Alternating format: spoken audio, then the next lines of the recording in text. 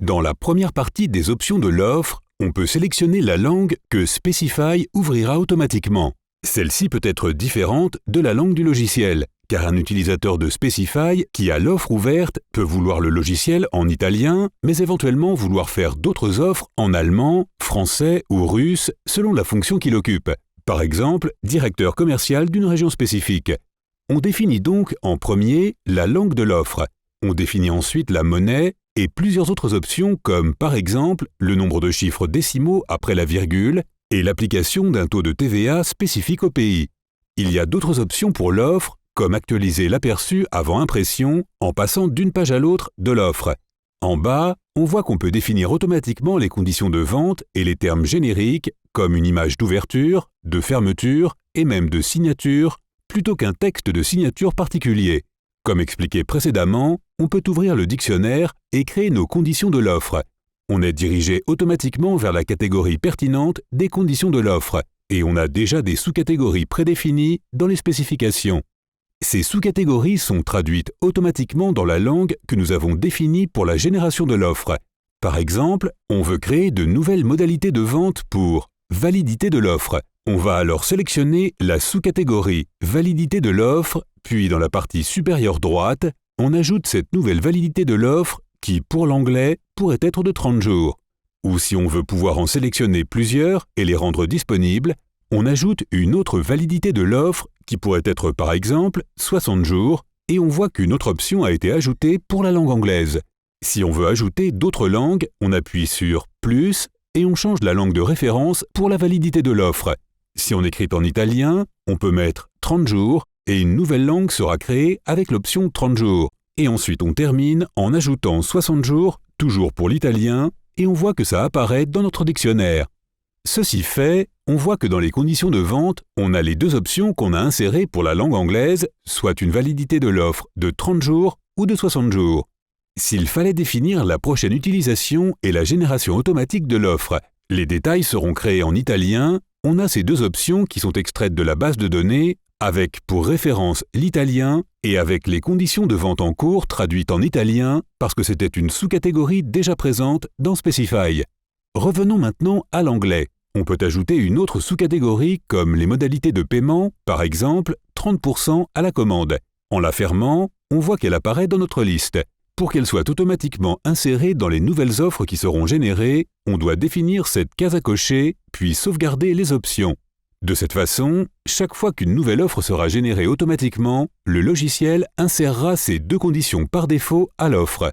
On pourra toujours les supprimer ou les modifier avec l'option 60 jours, ou en ajouter une autre pour des conditions de vente créées spécifiquement pour un nouveau client. Dans une opération similaire, on peut aussi créer des conditions génériques qui sont normalement placées à la fin de l'offre et qui font référence à des conditions comme les références bancaires ou l'installation, l'emballage, etc. On peut utiliser, si on le veut, les spécifications par défaut qui sont traduites ou on peut créer nos propres conditions générales de vente. On peut les créer ici avec le plus associé à la sous-catégorie. On crée une nouvelle catégorie qu'on va appeler « Définition ». Appuyez sur « OK », on voit que la sous-catégorie « Définition » est créée. On la sélectionne et ici, on peut ajouter la description de cette sous-catégorie. Appuyez sur « OK », on voit qu'elle est insérée. Suivre la même procédure pour continuer à insérer de nouvelles sous-catégories comme « Application ». Appuyez sur « OK ». Je vais dans la sous-catégorie et en haut à droite, à la place, j'ajoute la description de cette sous-catégorie. Et pour poursuivre la procédure, j'ajoute l'une après l'autre toutes les sous-catégories liées aux conditions génériques qui sont nécessaires.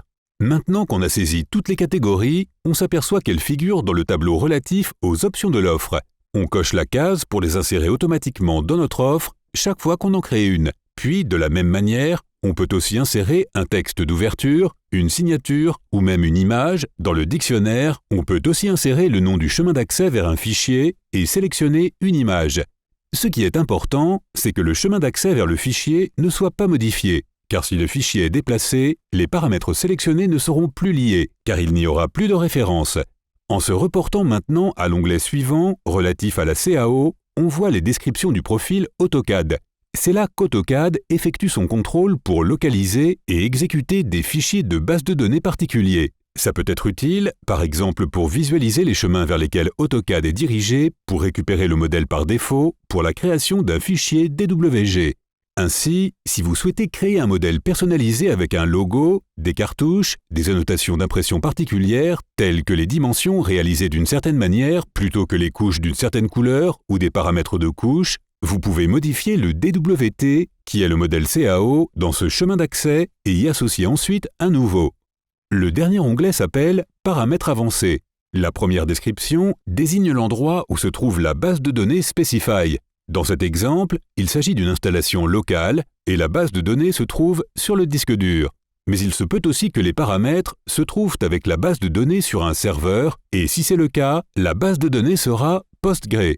Ici, il doit y avoir une adresse réseau de l'adresse IP du serveur avec un mot de passe et un nom d'utilisateur pour accéder à la base de données du serveur.